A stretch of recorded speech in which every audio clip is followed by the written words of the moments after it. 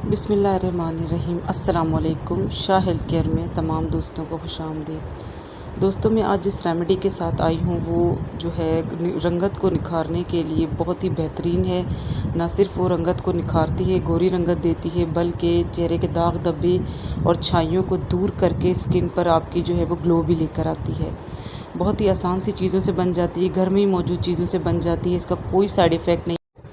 करना ये है कि 2 चम्मच दही ले लेना है और उसमें आधी चम्मच शहद मिला लेना है और जो है वो उसमें चुटकी जो है आपने हल्दी की डाल देनी है। 2 चम्मच बेसन मिला लेने हैं और इसको अच्छी तरह से एक पेस्ट बना लेना है और उसके बाद इसको फेस पर अप्लाई कर लेना है। 15 से 20 मिनट के बाद आपने अपना चेहरा धो लेना है, लेकिन आपने साबुन नहीं इस्तेमाल करना, सिर्फ सादे पानी से धोना है। 4 से 5 दिन के अंदर ही आप इसका रिज़ल्ट देखना शुरू कर देंगी। आप इसे रेगुलर इस्तेमाल कर सकती हैं जब तक कि आप अपनी पसंद का रिज़ल्ट हासिल नहीं कर लेती।